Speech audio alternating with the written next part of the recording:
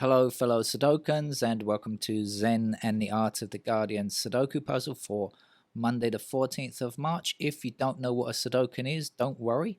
Nobody else does either. It's my term for people who love the game of Sudoku, and since today is a beginner's day, I hope to be welcoming lots of newcomers to the channel, or people who have rarely played the game before. So if you've not played Sudoku before and are wondering why you should be playing it now, well, I can tell you it's a great game, very enjoyable. You can play it in all kinds of if you've got a printed book of Sudoku, you can play it very easily in a small compartment, or you can play it on your iPad or telephone or something, and it will force you to concentrate on what you're doing and take your mind off of other things such as wars, etc. So shall we explain the rules of the game for those who have never played the game before? Well, you can see here on the screen a 9 by 9 grid. Excuse me, sometimes the mouse jumps a little bit. Okay, 9 rows across, 9 columns down, and then you can see these outlined sectors which also contain 9 squares. And Sudoku is often thought of as a game of nines because that's what we usually use. It's a game of logic though. Don't worry if you're not so good at maths. You don't need to be any good at maths. You only need to be able to count from 1 to 9. In fact, technically you don't even need to be able to count. You just need to recognize that each of the numbers between 1 and 9 are different shapes. There you go. Excuse me. How do we go about... So the object is to place numbers 1 to 9 in every row and in every column and in every one of these blocks, right? Okay, so that's a fairly simple concept to understand. I'm sure you've understood it already. So now let's go about trying to solve the puzzle, shall we? Now, how do we do this? Well, okay, let's say look at this block up here. By the way, you need to practice the game yourself. I recommend you print it out. There's a link in the description. Print it out and do it on a pen and paper, with pen and paper. Your early Sudoku work, I think, is best done. Beginner's games on pen and paper, and then go to the computer a bit later for the more difficult stuff. Right, none of these blank squares in this box here contain a 4. We don't have a 4. So let's examine. We see a 4 down here. In fact, when I click on it, it highlights other 4s as well. And in particular, we're interested in both of these two 4s. Now, if you imagine this 4 is already in this column, so no other square in this column can become a 4, and the same here. So we can immediately see that we're blocking. If we focus on this top block up here, we can see that this 4 blocks these 2 squares, and this 4 down here blocks these 2 squares, leaving just one empty square, and so we know for sure that a 4 fits into that square there. The puzzle is unique, by the way. It only has one solution, so once you find excuse me, only one square where a digit can go, you know that that is the answer. Okay, right, let's continue on. So we go around the grid looking for possibilities. Let's look at this block down here and say that there are no 3s. We have 1, 4, and 6, so we have to get 2, 3, 5, 8, 7, 8, 9, okay, to fit into these other squares here. But let's focus on the digit 3. In particular, let's look up here and let's look at this one. So now again, you can see 3 blocks all the way like this, up and down and up, or up if you want to go up. We're not really looking up there though. So in this particular block here, now we can see that a 3 has to appear here. Now we've just written in or typed in that particular 3, and this time we're going to take it along the row here like this, and we have another 3 in this row, so we know that this row is also eliminated for 3. And now in this block over here, we have just one empty square, and so we know that the 3 must go there. Let's look at this block here and decide, oops, excuse me, I'm overexcited with the mousing. Let's decide where the 1 goes here. Now I'll give you a chance to have a look. Look at the surrounding digit 1s and see if you can see what's going to happen. All right, I'll highlight the number for you. There you are. So you can see there are 3 ones here that could be necessary. There are 4 that we already have on the grid. In particular, we want to know about this one, and this one. So let's imagine then. So this one is in this row. So let's say blocking down across here. I mean over here as well. This is not important though. 1 here. So let's say blocking down this column, and this one in this column. So let's say blocking down here. So here we are. Just 1 empty white square. So let's place our 1 there. Have another look for 1s in this block over here. Right, I'll do the same thing. I'll give you a bit of time to have a look at it, examine it, see what you can see. Okay, I think that's long enough. Now you can see the 1s here, the 1 here, and the 1 here will all affect this particular block because they all intersect with this block. So let's see how it works then. So we got this one here in this column blocking up there. Okay, we've got this, oh excuse me, sorry, we've got this one over here, so let's block all the way along here, and we've got this one here, so let's block along there, and so we are left with, yes, a single square where we can place our 1. Now sometimes we refer to these as cells. You may hear people call them cells, C-E-L-L, that kind of word, like a prison cell.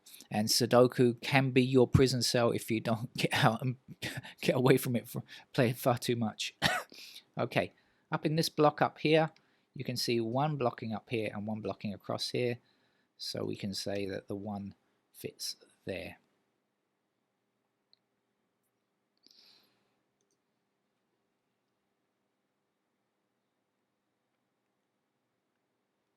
When we get a lot of numbers in a block like this, we normally investigate and say what's missing, because we can see, you know, we've got most of the numbers. With 3 numbers we still have to get, so we kind of look through and see what's missing.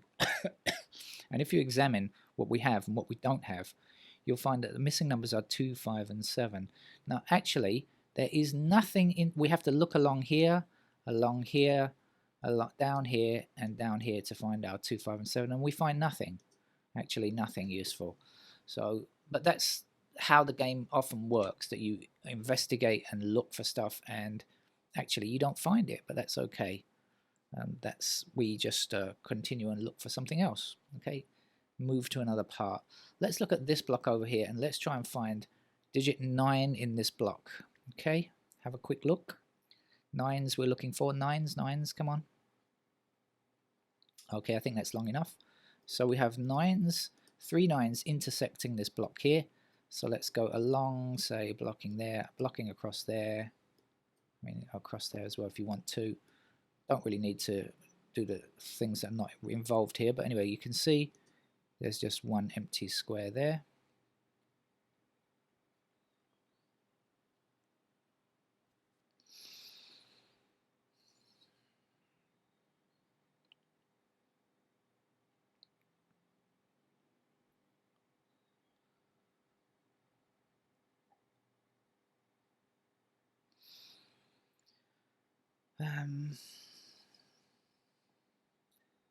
What else is happening here?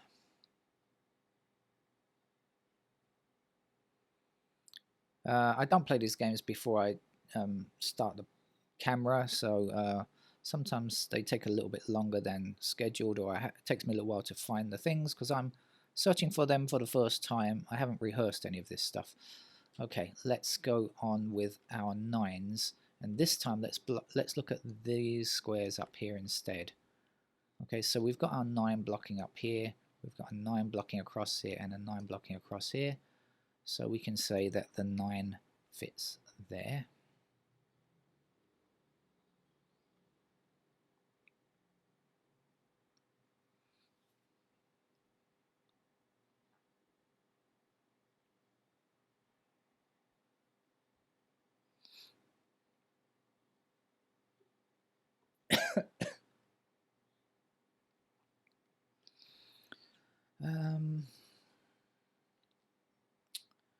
What else do we need?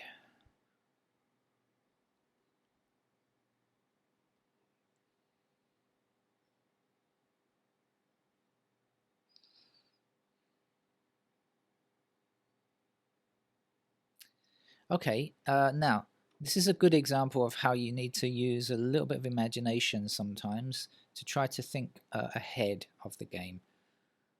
So let me show you something. I'll show you something easy in a minute, but let me show you this first. The 8 blocks down in this block here. So in this block here, we have two possible squares where the 8 could go. It could come here or it could come here, but not in these two because it's already blocked up here, right? Now, can we tell where the 8 goes here? The answer is no, because when we look across the rows, we don't see any intersecting 8s, so we don't know where it goes. But we do know that it's in one of these two squares. Now, imagine that the 8 is here. Well, that will block all the way up here, won't it? Right? And if the 8 is in this square, that also will block all the way up here. So it doesn't matter whether 8 is here or here, it will block all the way up here. And now this 8 blocks up this column here. So in the top right hand block here, block 3, sometimes people number them 1, 2, 3 like this. We know that our 8 is going to be in that square there. Down here we don't know, but we've placed one up here. Now look at this column. Let's see what is missing, shall we, from this column. We have a 1. Is there a 2 anywhere in this column? No, not yet. We have 3. There's no 4. So we know already 2 and 4 are the missing numbers that have to go to complete this column. And if you're not sure, you can go through the rest. 5, 6, 7, 8, and 9. Yep, that makes the total. So we've got 2 and 4 to go here. Now, is there anything that tells us which is which? Right, you're ahead of me. This 4 means that this can't be 4. So 4 goes there and 2 goes there.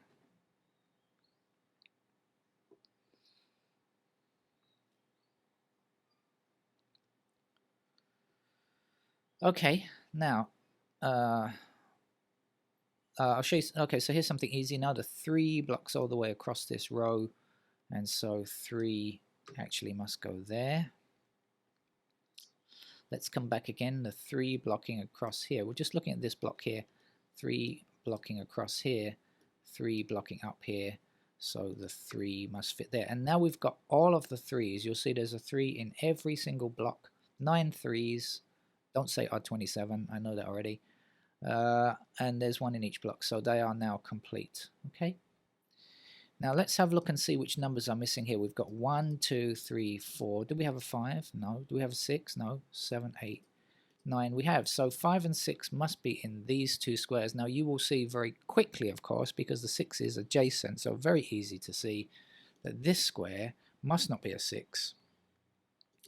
This square will have to be a 6, and our 5 will have to be in this square here.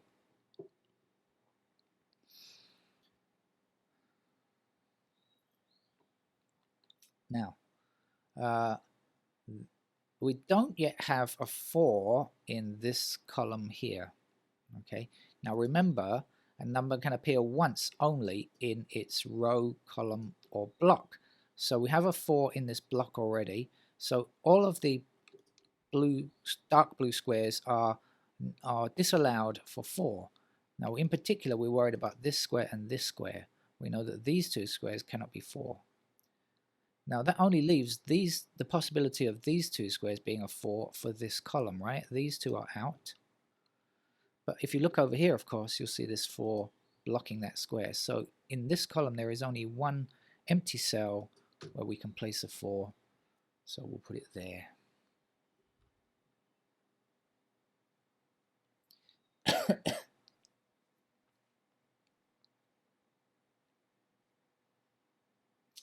Now this is always a good kind of trick to find as well. So now there are 3 missing numbers from this column, and the missing numbers are 2, 6, and 8. If you look through, you'll find that we don't have a 2, we don't have a 6, and we don't have an 8. But when you look at this row here, you'll see we have a 2 and we have an 8 in the same row. Now this square here is 2, 6, or 8, but we know that it can't be a 2 and it can't be an 8, so therefore logically it has to be a 6, right? It can't be anything else. Okay, let's deal with the 6s. 6 blocking up here, 6 blocking down here, and 6 across here. We'll put a 6 into that square there. Now, the next thing we should do is we should notice that there is only one empty square in this particular row. So we're guaranteed to know what it is because there's only one number, so we must know what it is. In fact, when we count our way through, we'll find that it's a 7. Okay.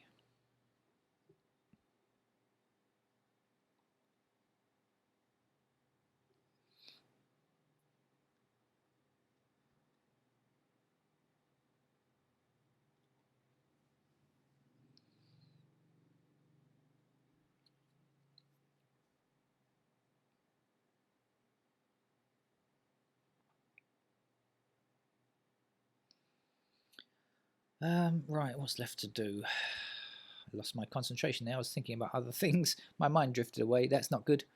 Don't let your mind drift when you're playing Sudoku. You will make mistakes, and that's never good. Okay, again, let me try to show you how Sudoku players think about future possibilities and how we work out something, all right? So let's see the 7s, since we've got 7 highlighted. 7 blocks down here and 7 blocks across here for the moment, all right? So in this block, we know that 7s must be a possibility in either this square or this square, nowhere else, okay? Right then, now knowing that 7s exist in these 2 squares, we know that they can't appear anywhere else in this row. This row is now blocked, okay? Now when we take this 7 here and block this bottom row as well, we're blocked down here. Now we're remember, not here because we've got 7 blocking down here already, so that's no good. So we know 7 is in one of these 2 squares, but I'm not really focused on this block. I'm focused on this block here. Now we have a 7 here also, and that blocks down here. So in this block here, there is only one square, one cell that is unaffected by the 7, and it's that one there.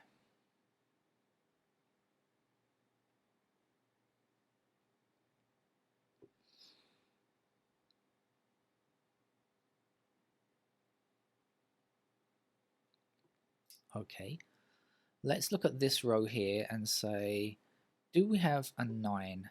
And the answer is no, we don't.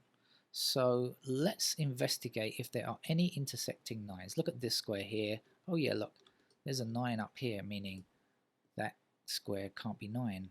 And look over here, you can see right at the top here, there's a 9, meaning that square can't be 9. And when you see this 9 here, you know that that square can't be 9. So in this row, only one possibility for a 9, it's got to go there.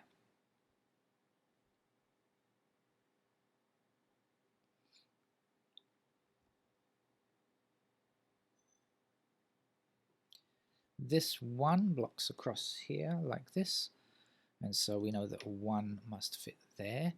1 blocks up this column here, and 1 blocks across this row here, excuse me, so the 1 has to be there. Now we have a 1 in every single block, so we don't have to concern ourselves with the 1s anymore. The missing numbers down in this block down here are 4 and 8. We have everything else 1, 2, 3, no 4, 5, 6, 7, no 8. So 4 and 8. Can we tell which is which? Have a quick look, see if you've spotted it. Well done. This 8 means that this cannot be 8, so 8 will have to be in this square. And there's only one square left, so we know that the 4 must go there.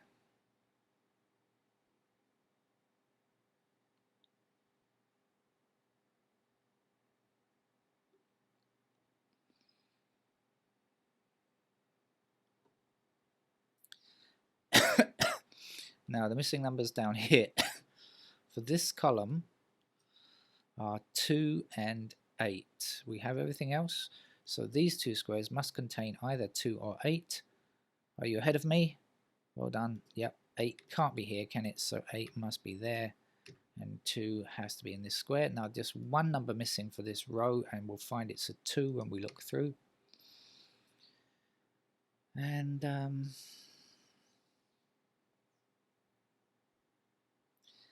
the missing numbers in this column, in this square and this square, are 5 and 8. Now we can see an 8 affecting this square here, so we know that the 8 must go here, and our 5 will finish the row. Column, sorry. Sorry, I mean column. Okay, and now in this block, the missing numbers in this square and this square is in fact 8 and 9. So again, we've got our 8 blocking this square, so we know that the 8 goes here, and to finish will be 9. Now there's one number missing from this row. The missing number is 6. If you think I'm seeing the missing numbers very quickly, that's just from having played the game so often. You will be able to find the numbers quickly too once you've played a few games, okay? It gets a lot easier. 6 is now blocking in all these directions and giving us this empty cell here to place a 6. And 6 is now finished in every block. So we've almost finished the game now. Look, we've got the majority of it done. So it should get a bit easier here. But I can tell you that when you play the really difficult level games, that's not true. Sometimes, even when you've only got a few empty spaces, the game can be incredibly difficult. So anyway, the 2 blocks up here, we don't yet have a 2 in this block up here, so 2 goes there.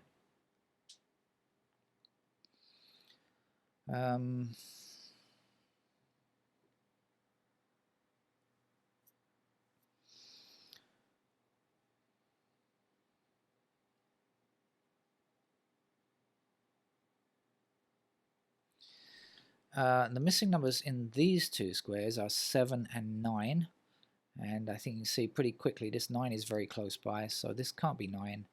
9 has to be here, and 7 will finish that block. And now 7 blocks up here, leaving just one empty white square.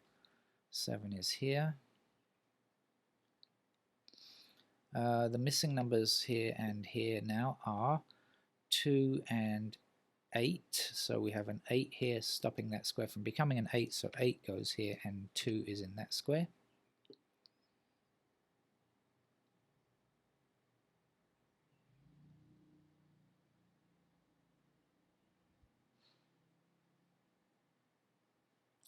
The missing numbers here are also 2 and 8. Missing from this column, I mean. We don't yet have 2, we don't yet have 8. So I think you can see this 8 here stops that from becoming an 8. So 8 goes here, and a 2 will be in that square there. Now there's only one number missing in this column. The missing number at the end here is a 5.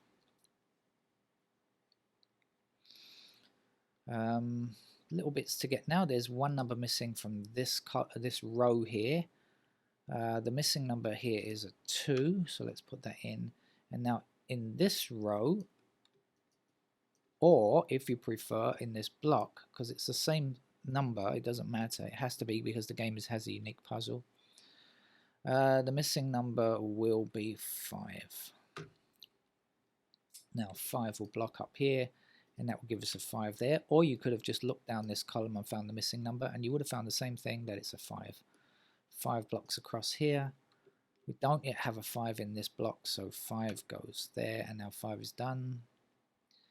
There's one number missing from this block here, which is a 4.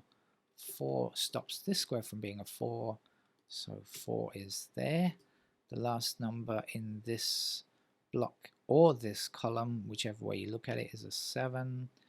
The 7 stops this square from being a 7, so 7 has to be there. And to finish our game, and it will give us a nice little rainbow pattern on this particular computer solver, that's the end of our game. So now when you're playing it on the computer, you don't need to check, but if you're doing it on pen and paper, you do need to check your working and make sure you haven't put any double numbers. I promise you that will happen to you if you play Sudoku as a beginner, and even very occasionally, but even sometimes as an expert, you can make that mistake of putting in a double number. It can really happen to the best players. Okay, that's it. Thank you very much, and I hope to see you again another time. There are plenty of other easy Sudoku games here on this channel. Check them out. Bye bye.